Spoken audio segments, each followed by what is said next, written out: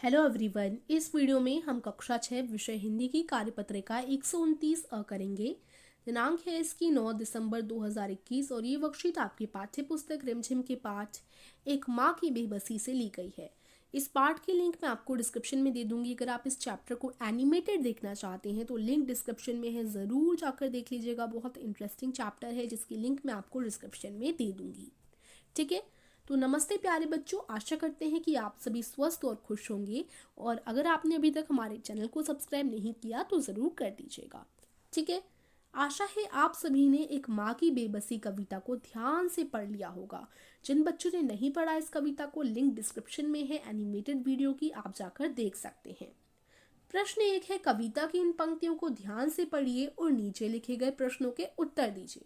थोड़ी सी पंक्तियां दे रखी हैं कविता की, इनको मैं पढ़ लेती हूँ। पास बैठी उसकी माँ निहारती रहती उसका खेलना। अब जैसे जैसे कुछ बेहतर समझने लगा हूँ, उनकी भाषा जो बोल नहीं पाते हैं याद आती। रतन से अधिक उसकी माँ की आंखों में झलकती उसकी बेबसी।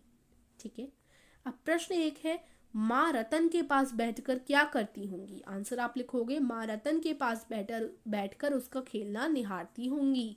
प्रश्न 2 है, रतन की माँ की आंखों में किस तरह की बेबसी झलकती होगी। आंसर लिखेंगे, रतन की माँ जब अन्य बच्चों को बोलते देखती होंगी तो उन्हें रतन के न बोलने पर बहुत दुख होता होगा। यह बेबसी उनकी आंखों में झलकती होगी। ठीक है, तीसरा प्रश्न है, यदि आपकी कक्षा में कोई रतन जैसा बच्चा हो तो उसकी सही शिक्षा के लिए आप क्या क्या सुविधाएं स्कूल में होनी चाहिए। सोचिए और कोई दो सुविधाएं लिखिए। तो आंसर आप लिखेंगे, इसके लिए स्कूल में अक्षर, शब्द और वाक्य आदि चीज़ें सिखाने के लिए ब्रेले लिपि का इस्तेमाल करना चाहिए। वह सांकेतिक भाषा का भी इस्तेमाल करना चाहिए। ठीक है, तो उन बच्चों को ध्यान में रखते हुए ना टीचर्स अलग से उनके लिए स्पेशल लगानी चाहिए जो उनको अच्छे से पढ़ा सके, है ना। ये भी चीज़ आप जोड़ सकते हैं। तो ये आपके आंसर हो गए। अब प्रश्न 2 देखो, उसकी माँ की आंखों में झलकती उसकी बेबसी। रतन की माँ की आंखों में बेबसी दिखाई देती थी। नीचे दिए गए भाव आपको अपने माता पिता की आंखों में कब कब दिखाई देते हैं। प्यार कब दिखाई देता है, जब मैं अच्छे काम करता या करती हूँ तब।